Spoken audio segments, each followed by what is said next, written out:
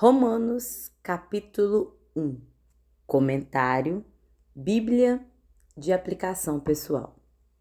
Em que acreditar? Capítulo 1, versículo 1 ao capítulo 11, versículo 36.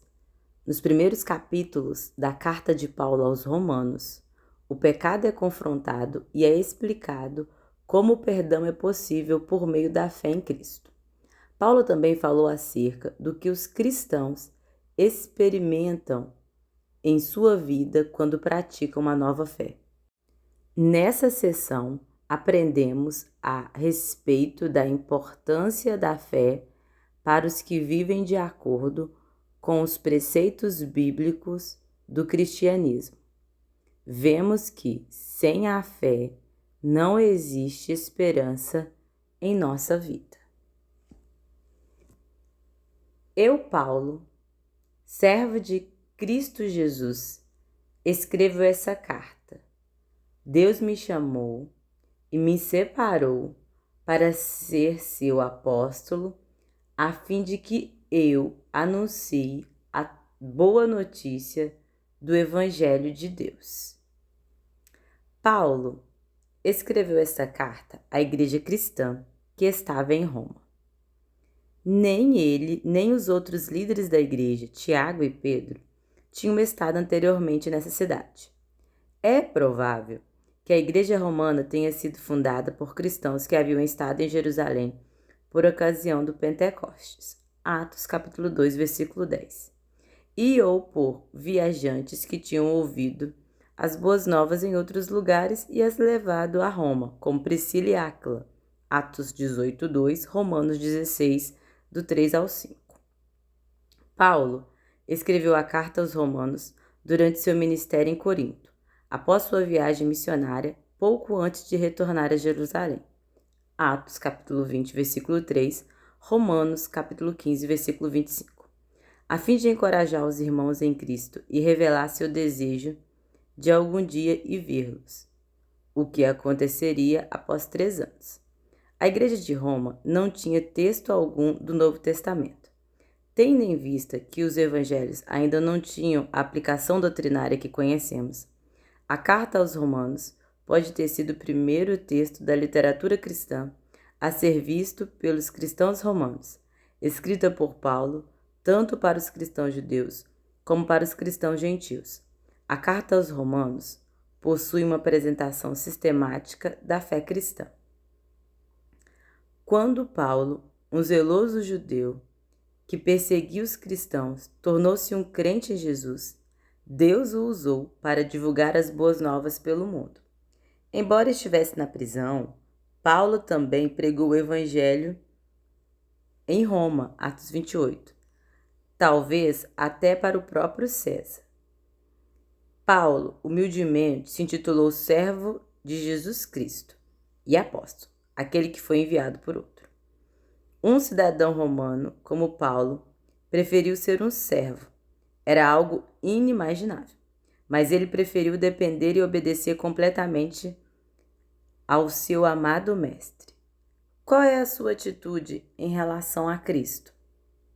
Nossa disposição de servir e obedecer a Jesus Cristo faz com que sejamos úteis servos que Ele pode usar em trabalhos realmente importantes. Há muito tempo, esta boa notícia foi prometida por Deus, por meio de seus profetas, e escrita nas Escrituras Sagradas. Algumas profecias sobre as boas novas em relação a Jesus Cristo estão encontradas em Gênesis 12, 3, Salmos 16, 10, 40, do 6 ao 10, 118, o verso 22, Isaías 11, versículo 1 por diante, Zacarias 9, versículo 9 ao 11, Zacarias 12, 10 e Malaquias 4, do 1 ao 6. Ela fala a respeito do Filho de Deus, o nosso Senhor Jesus Cristo, o qual, como ser humano, foi descendente do rei Davi, e quanto à sua santidade divina, e sua ressurreição provou com grande poder que ele é o Filho de Deus. Paulo afirmou que Jesus Cristo é o Filho de Deus, o Messias prometido e o Senhor ressurreto. Paulo citou Jesus como descendente do rei Davi, para enfatizar que nele se deu o cumprimento das profecias do Antigo Testamento, que anunciavam que o Messias viria da linhagem davídica. Com essa declaração de fé, Paulo demonstrou seu conhecimento das Escrituras e sua concordância com os ensinamentos dos apóstolos de Jesus. Por meio de Cristo, Deus me deu a honra de ser apóstolo no serviço de Cristo, para levar pessoas de todas as nações a crerem em Cristo e a serem obedientes a Ele. Aqui Paulo apresenta um resumo das boas novas sobre Jesus Cristo que, número 1, fez-se homem por meio de sua encarnação. 2, descendia da linhagem real de Davi. 3, morreu e ressuscitou dos mortos. E 4, abriu as portas para que a graça e a bondade de Deus fossem derramadas sobre todos nós. A carta aos Romanos trata desses temas. Entre essas pessoas estão vocês, que moram em Roma, a quem Deus tem chamado para pertencerem a Jesus Cristo. Os cristãos têm, ao mesmo tempo, um privilégio e uma grande responsabilidade. Paulo e os apóstolos receberam o privilégio de terem sido chamados por Deus para também receber a autoridade e a responsabilidade de partilhar com os outros aquilo que Deus havia feito. Deus bondosamente perdoa nossos pecados quando cremos em Jesus como nosso Salvador e Senhor. Mas, ao recebermos o perdão de Deus, estamos nos comprometendo a dar início a uma nova vida. A de Paulo incluiu a responsabilidade atribuída por Deus de testemunhar ao mundo como missionário a respeito das boas novas. Deus pode ou não chamá-lo para fazer missões no exterior, mas ele chama todos os cristãos para serem embaixadores de Cristo e para testemunharem a mudança que Cristo realizou e continua realizando na vida de cada um.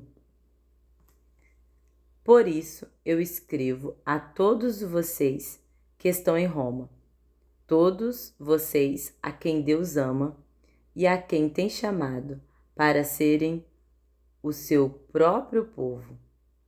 Que a graça e a paz de Deus, o nosso Pai, e do Senhor Jesus Cristo estejam com vocês. Paulo disse que aqueles que se tornam cristãos foram convidados por Jesus Cristo a pertencer à família de Deus e tornar-se seu povo. Que maravilhosa descrição do que significa ser um cristão. Ao renascer na família de Deus, temos o maior amor e a maior herança em Cristo. Em gratidão a tudo que Deus fez por nós, esforçamo-nos para ser seu santo povo. Em primeiro lugar, por meio de Jesus Cristo, dou graças a meu Deus por todos vocês, pois no mundo inteiro se ouve falar a respeito da fé que vocês têm. Eu sirvo a Deus com todo o meu coração, anunciando a boa notícia a respeito de seu Filho. Deus é testemunha de que digo a verdade. Ele sabe que eu sempre lembro de vocês e oro por vocês e peço a Deus que, se for da sua vontade, Ele faça com que agora eu possa ir visitá-los, pois eu quero muito vê-los, a fim de repartir bênçãos espirituais com vocês para fortalecê-los. Quer dizer, para que nos animemos uns aos outros por meio da fé que vocês e eu temos.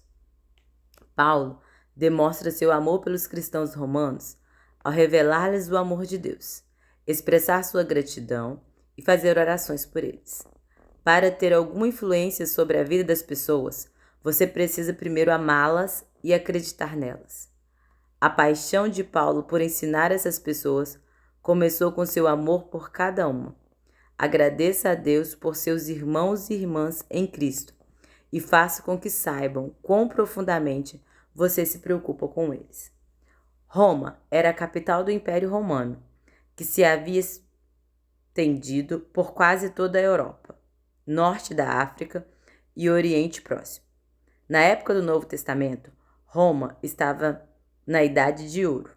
A cidade era opulenta, possuía uma vasta literatura e importantes obras de artes. Era um centro cultural, mas moralmente decadente. Os romanos cultuavam muitos deuses pagãos e alguns imperadores eram idolatrados.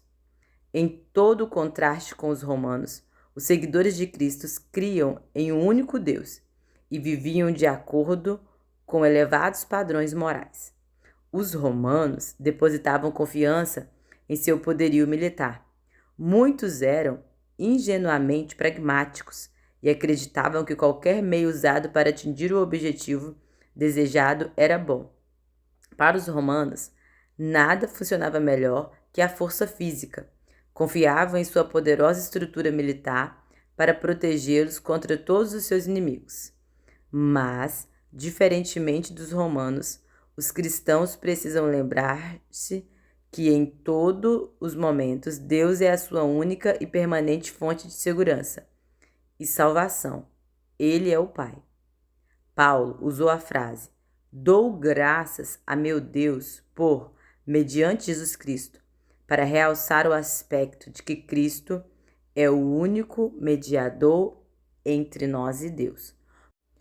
Por intermédio de Cristo, Deus nos envia seu amor e perdão, e nós enviamos a Deus nossos agradecimentos. 1 Timóteo 2:5.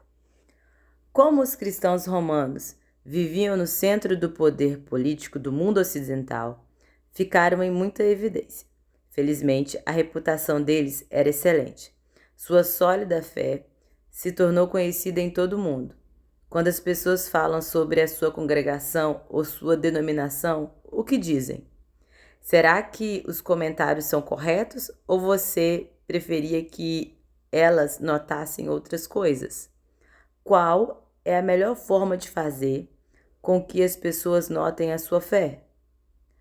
Quando você ora continuamente por causa de alguma inquietação, não se surpreenda pelo modo como Deus vem a responder-lhe. Paulo orou a fim de que pudesse visitar Roma e ensinar os cristãos que lá estavam. Mas quando finalmente chegou àquela cidade, era um prisioneiro.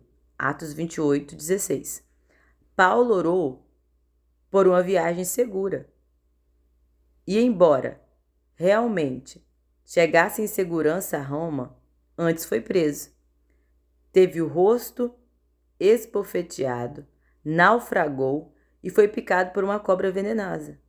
As formas que Deus usa para responder nossas petições frequentemente são muito diferentes do que esperamos. Quando oramos com sinceridade, Deus responde, mas o faz conforme o seu cronograma e às vezes de maneira inesperada. Paulo orou a fim de visitar aos cristãos em Roma e encorajá-los com sua fé e ser por eles encorajado. Como missionário de Deus, Paulo podia ajudá-los a entender melhor o significado das boas novas a respeito de Jesus. Como um povo dedicado a Deus, os cristãos romanos podiam oferecer ao apóstolo comunhão e conforto. Quando os irmãos em Cristo se reúnem, todos dão e recebem. A fé em comum proporciona um vínculo entre eles, que é uma bênção e um estímulo para todos. Meus irmãos, Quero que saibam que muitas vezes resolvi ir visitá-los, mas fui impedido até agora de fazer isso, pois eu gostaria que o meu trabalho produzisse resultados entre vocês também, como tem acontecido entre outros não-judeus. Ao término de sua terceira viagem missionária, Paulo já havia viajado pela Síria, Galácia, Ásia, Macedônia e Acaia. Nessas regiões, as igrejas eram constituídas principalmente por cristãos gentios. Pois é meu dever pregar a todos, tanto aos civilizados como aos não civilizados, tanto aos instruídos como aos sem instrução. Qual era o dever de Paulo? Depois de encontrar Cristo na estrada para Damasco, Atos 9, Paulo dedicou toda a sua vida à tarefa de divulgar as boas novas da salvação. Assim, a obrigação do apóstolo era para com o povo do mundo inteiro. E ele cumpriu-a ao proclamar Cristo como Salvador às pessoas de todas as etnias, culturas e classes socioeconômicas, a todos os povos, judeu e gentios. Nós também temos uma obrigação para com Cristo, porque ele assumiu o castigo que merecíamos por nossos pecados. Embora não possamos retribuir tudo o que Jesus fez por nós, podemos demonstrar nossa gratidão com o nosso amor pelos nossos semelhantes. É por isso que eu quero anunciar o Evangelho também a vocês que moram em Roma. E eu não me envergonho do Evangelho, pois ele é o poder de Deus para salvar todos os que creem, primeiro os judeus e também os não-judeus. Paulo não se envergonha porque pregava sobre as boas novas a respeito de Cristo. Uma mensagem de salvação que tem o poder de transformar vidas e é destinada a todos, sem exceção. Quando você sentir-se constrangido, lembre-se do significado das boas novas. Se fixar sua atenção somente em Deus e naquilo que Ele está fazendo, não em sua inaptidão, você não sentirá vergonha de anunciar o Evangelho. Por que o Evangelho foi anunciado primeiramente aos judeus? Por mais de 2000 anos, tinha a experiência como povo especial de Deus. Devido à aliança de Abraão com o Senhor, ele prometeu grandes bênçãos aos descendentes do patriarca. O Messias veio dos judeus, em cumprimento à promessa a Abraão, e porque Deus queria mostrar seu amor e sua misericórdia a toda a humanidade. Deus não escolheu os judeus porque mereciam. Deus os elegeu, não para o papel de favoritos, mas para que contassem ao mundo o plano de salvação. Durante séculos, os judeus aprenderam a respeito de Deus por meio da obediência às suas leis, das celebrações de festas e de uma vida de acordo com os princípios morais. Muitas vezes esqueceram das promessas e das leis de Deus. Em várias ocasiões tiveram de ser castigados, mas ainda assim possuíam a preciosa herança, a fé no único e verdadeiro Deus. De todas as pessoas na terra, os judeus deveriam ser os mais ansiosos por receber o Messias e entender a missão e a mensagem dele. Mas apenas alguns conseguiram realmente ver isso. Os discípulos e o grande apóstolo Paulo foram uns dos judeus fiéis, que reconheceram em Jesus a mais preciosa dádiva de Deus à humanidade. Os judeus e os cristãos se opunham a religiões idólatras dos romanos. Por isso, os oficiais romanos muitas vezes confundiam os dois grupos. Também é possível que a igreja cristã em Roma fosse originalmente constituída por judeus, que ao se converterem ao cristianismo durante a festa do Pentecostes em Jerusalém, em que se deu o derramamento do Espírito Santo. Entretanto, na ocasião em que Paulo escreveu sua carta aos romanos, muitos gentios já haviam se juntado à igreja. O apóstolo percebeu que os judeus e os gentios precisavam conhecer a relação existente entre o judaísmo e o cristianismo. Pois o Evangelho mostra como é que Deus nos aceita. É por meio da fé, do começo ao fim. Como dizem as Escrituras, viverá aquele que, por meio da fé, é aceito por Deus. As boas novas revelam como Deus foi justo em seu plano para nos salvar e como podemos estar prontos e adequados para a vida eterna. Ao confiar em Cristo, nosso relacionamento com Deus torna-se perfeito. Do começo ao fim das Escrituras, Deus declara que estamos bem com Ele por causa de nossa fé em Cristo e somente por esta fé. Paulo citou o texto de Abacuque 2,4. Talvez o profeta tenha entendido a ação de viver pela fé apenas no presente, nesta vida, mas Paulo ampliou o significado ao apontar para a vida eterna. Somos salvos à medida que confiamos em Deus. Nele encontraremos vida agora e para sempre. Do céu, Deus revelou sua ira contra todos os pecados e todas as maldades das pessoas, que por meio das suas más ações não deixam que os outros conheçam a verdade a respeito de Deus. Por que Deus fica irado com os pecadores? Porque substituem a verdade sobre ele por uma fantasia fabricada por sua imaginação. Capítulo 1, versículo 25. Suprem a verdade de Deus, que Deus revelou, a fim de crerem em qualquer coisa que apoie seu estilo de vida egoísta. Deus não pode tolerar o pecado, porque sua natureza é moralmente perfeita. Ele não pode ignorar ou perdoar uma rebelião. Ele deseja eliminar o pecado e restaurar o pecador. E é capaz de fazê-lo desde que este não distorça ou rejeite a verdade de forma obstinada. Deus demonstra sua ira contra aqueles que persistem no pecado. Então, certifique-se de que você não está adorando uma fantasia, e sim o verdadeiro Deus. Não despreze a verdade a respeito de Deus, simplesmente para proteger seu estilo de vida. Em Romanos 1, do 18, 3 ao 20, é desenvolvido a argumentação de Paulo de que ninguém pode afirmar que por meio dos seus próprios méritos ou esforço tornou-se agradável aos olhos de Deus. Todos os seres humanos merecem a condenação de Deus pelos pecados que praticam. Deus castiga essas pessoas, porque o que se pode conhecer a respeito de Deus está bem claro para elas, pois foi o próprio Deus que lhes mostrou isso.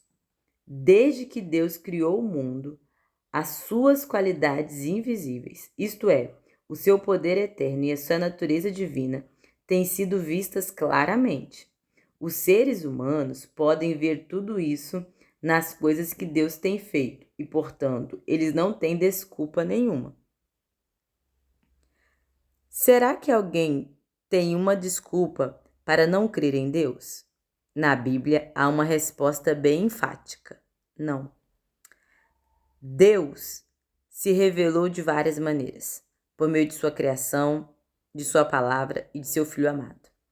Cada pessoa pode aceitar ou rejeitar Deus e sua verdade. Não se deixe enganar. Quando chegar o dia do juízo, desculpas não serão aceitas. Comece hoje mesmo a dedicar sua adoração e devoção a Deus. Nesses versículos, Paulo responde uma questão muito comum. Como um Deus tão amoroso pode enviar alguém para o inferno, especialmente alguém que nunca ouviu falar de Cristo? Na verdade, Paulo afirmou que Deus se revelou claramente a todas as pessoas por meio de sua criação. Ainda assim, algumas rejeitam até esse conhecimento básico sobre Deus como Criador. Além disso, todos possuem um senso interno, a consciência que aponta para aquilo que Deus deseja, mas preferem desprezá-la. Em outras palavras, os padrões morais das pessoas sempre são melhores que o seu comportamento. Elas não têm desculpa. Caso suprimam a verdade, a fim de viver como bem entendem, terão de suportar as consequências. Alguns podem indagar por que precisam de missionários se as pessoas poderiam saber sobre Deus por meio de sua criação. Porque, número 1, embora as pessoas saibam que Ele existe, A iniquidade delas as deixa cega à verdade. É tarefa dos missionários, pela pregação da palavra, expor os pecados de forma suscetível e encaminhar as pessoas a Cristo. 2. Embora as pessoas possam crer que Deus existe, normalmente se recusam a comprometer-se com Ele. Cabe aos missionários ajudar a convencê-las, partilhando com elas a palavra de Deus, indicando os perigos consequentes de uma vida sem compromisso com Deus. 3. Os missionários ajudam a igreja a obedecer à grande comissão de nosso Senhor Jesus Cristo. 4. Embora a natureza aponte para a existência de Deus, as pessoas precisam ser informadas sobre Jesus e sobre como, por intermédio dele, podemos ter um relacionamento pessoal com Deus. Saber que Deus existe não é suficiente. Todos devem aprender que Ele é bondoso e que enviou seu Filho para demonstrar seu amor por nós. Devem compreender como receber o perdão de Deus por seus pecados. Que espécie de Deus a criação nos revela? A natureza nos mostra um Deus poderoso, inteligente e detalhista. Um Deus com um senso agudo de ordem e de beleza. Um Deus poderoso que controla tudo. Essa é uma revelação geral, mas por meio de uma revelação especial, as Escrituras e a vida de Jesus, aprendemos a respeito do amor de Deus, de sua misericórdia e da promessa da vida eterna. Deus bondosamente nos dá muitas fontes para que possamos crer nele. Deus revelou sua divina natureza e qualidades pessoais em sua criação, embora o testemunho da criação tenha ficado comprometido pela queda de Adão e Eva. O pecado de Adão resultou em uma maldição sobre toda a natureza. Os espinhos, os cardos foram o resultado imediato da queda, e os desastres naturais se tornaram muito comuns desde a época de Adão até hoje. Em Romanos 8, do 19 ao 21, Paulo diz que até a natureza ansiosamente espera ser reparada dos efeitos do pecado. Apocalipse 22, 3.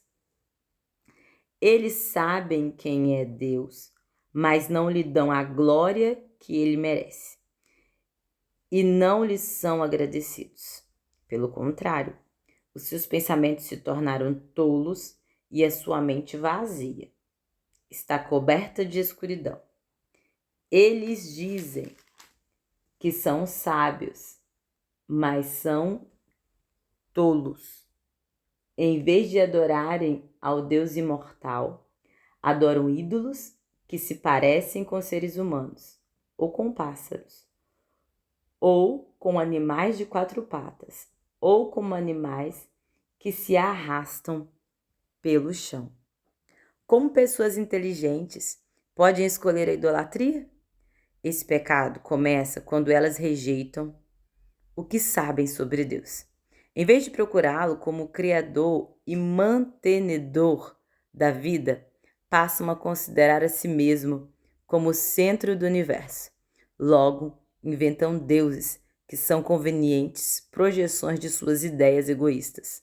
Esses ídolos podem ser estátuas de pedra, madeira, metal, objetivos ou outras coisas que elas almejam, como dinheiro, bens, poder, amores. Podem ser até representações falsas do próprio Deus, imaginadas pelo homem ou as coisas que Deus fez. Mas o ponto comum entre todos os tipos de idolatria é que eles não adoram o Deus verdadeiro. Existe algo sem o qual você não poderia viver? Você tem algum sonho pelo qual sacrificaria todas as demais coisas? Em sua vida, há alguma prioridade superior a Deus ou ele ocupa o primeiro lugar? Você adora a Deus ou algum ídolo de fabricação própria? Por isso, Deus entregou os seres humanos aos desejos do coração deles, para fazerem coisas sujas e para terem relações vergonhosas uns com os outros. Eles trocam a verdade sobre Deus pela mentira e adoram e servem as coisas que Deus criou em vez de adorarem e servirem o próprio Criador, que deve ser louvado para sempre. Amém. Por causa das coisas que essas pessoas fazem, Deus as entregou às paixões vergonhosas, pois até as mulheres trocaram as relações naturais pelas que são contra a natureza, e também os homens deixam as relações naturais com as mulheres e se queimam de desejo uns pelos outros. Homens têm relações vergonhosas uns com os outros, e por isso recebem em si mesmo o castigo que merecem por causa de seus erros. E como não querem saber do verdadeiro conhecimento a respeito de Deus, ele entregou os seres humanos aos seus maus pensamentos, de modo que eles fazem o que não devem. Estão cheios de todo tipo de perversidade, maldade, ganância, vícios, ciúmes, crimes de morte, brigas, mentiras e malícia. Caluniam e falam mal uns dos outros. Têm ódio de Deus e são atrevidos, orgulhosos e vaidosos. Inventam maneiras de fazer o mal. Desobedecem aos pais. São imorais. Não cumprem a palavra. Não têm amor por ninguém. E não têm pena dos outros. Eles sabem que o mandamento de Deus diz que aqueles que fazem essas coisas merecem a morte. Mas, mesmo assim, continuam a fazê-las. E pior ainda, aprovam os que fazem as mesmas coisas que eles fazem. Paulo relatou claramente a inevitável decadência em direção ao pecado. Primeiro, as pessoas rejeitam a Deus.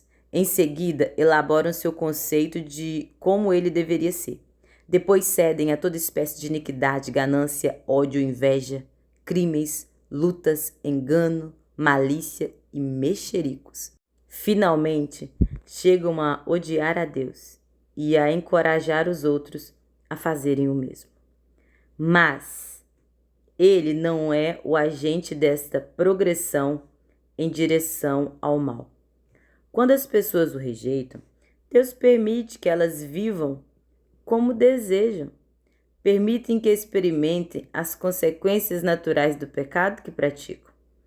Uma vez preso nesse movimento descendente rumo ao pecado, ninguém poderia libertar-se por suas próprias forças. Os pecadores devem confiar somente em Cristo para libertá-los da destruição. Quando Paulo diz que as pessoas adoravam ídolos construídos à semelhança de seres humanos e animais, em vez de adorarem a Deus, parece deliberadamente apontar para a corrupção do homem, narrada em Gênesis, na queda de Adão. Quando as pessoas adoram a criatura, em vez de adorar o Criador, perdem de vista a própria identidade como seres criados à imagem de Deus, seres superiores aos animais. Tais pessoas preferiram rejeitar a Deus, e ele permitiu que agissem assim. Geralmente, Deus não nos impede de fazer escolhas erradas. Ele nos deixa livre para escolher, embora saiba que, com o decorrer do tempo, seremos escravos de nosso estilo de vida rebelde e perderemos a opção de não pecar.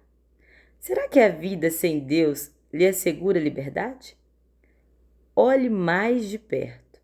Não existe pior escravidão do que a escravidão pelo pecado. As pessoas tendem a acreditar em mentiras que reforçam suas crenças egoístas. Atualmente, mais do que nunca, precisamos conhecer a base de nossas crenças. Como a televisão, a música, o cinema e o restante da mídia insistindo em um estilo de vida pecaminoso e em valores imorais, encontramos-nos constantemente bombardeados por práticas e crenças que são totalmente opostas à palavra de Deus. Tome cuidado com aquilo que pode influenciar suas opiniões. E lembre-se, a palavra de Deus é a única verdade. Avalie todas as outras opiniões à luz de seus ensinamentos.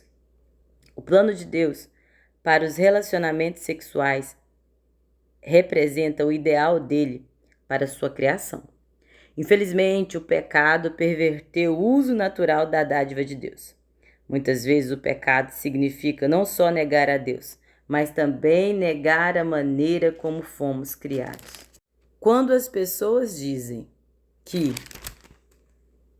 Qualquer tipo de relacionamento sexual é aceitável, desde que ninguém seja prejudicado? Engana-se. Ao longo ou curto prazo, o pecado fere indivíduos, famílias, sociedades inteiras. Como é triste ver pessoas que adoram não o Criador, mas o que Ele criou.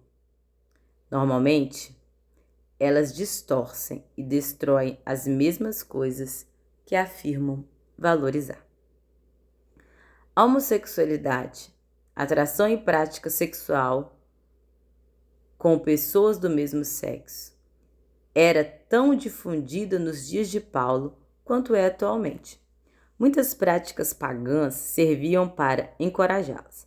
Embora hoje seja considerado por muitos como aceitável, até por algumas igrejas, a homossexualidade é totalmente condenada e proibida nas Escrituras. Levítico 18, 22. Não cabe à sociedade estabelecer os padrões da lei de Deus. Os homossexuais acreditam que seus desejos são normais e que têm o direito de expressá-los. Mas Deus não nos encoraja a realizar todos os nossos desejos, nem mesmo os normais. Os desejos que ofendem sua lei devem ser controlados e banidos. Aqueles que têm desejos homossexuais podem e devem resistir e tomar providências contra elas, evitando conscientemente lugares ou atividades que possam incitar as tentações. Não se deve subestimar o poder que Satanás tem para tentar pessoas ou a possibilidade de as práticas homossexuais acarretarem sérios danos àqueles que continuam a ceder a elas. É necessário ter em mente que Deus pode e perdoará os pecados sexuais da mesma maneira que perdoa os demais. Aqueles que têm problemas com homossexualismo e perversões devem entregar-se a Deus, pedir que Ele lhes mostre o caminho distante do pecado e que os conduza à luz da liberdade e do amor cristão. A oração, o estudo da Bíblia e o apoio carinhoso dos cristãos de uma igreja que crê nas Escrituras poderão ajudar as pessoas a alcançarem a força necessária para resistir essas poderosas tentações. Aqueles que já estiverem prontamente envolvidos em um comportamento homossexual devem procurar um conselheiro cristão confiável e profissional. Deus está disposto a receber qualquer pessoa que se arrependa de seus pecados e o busque pela fé. E os cristãos devem amar e aceitar a todos a despeito do seu passado. Como essas pessoas sabem sobre o castigo mortal da parte de Deus? Todos os seres humanos foram criados à imagem de Deus. Têm uma natureza moral e uma consciência. Por isso, o castigo pelo pecado é reconhecido além dos círculos religiosos. Os psicólogos dizem que uma pessoa que apresenta problemas de falta de consciência tem um grave distúrbio de personalidade, extremamente difícil de ser tratado, mas a maioria das pessoas sabe instintivamente quando está agindo errado, mas pode não se importar.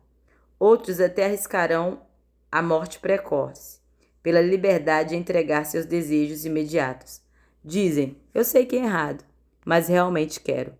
Ou, sei que é perigoso, mas vale a pena correr o risco. Para tais pessoas, parte da diversão é contrariar a lei de Deus, os padrões morais da comunidade e o bom senso ou o próprio senso do que é certo ou errado. Mas, bem no fundo, essas pessoas sabem que o pecado merece ser punido com a morte.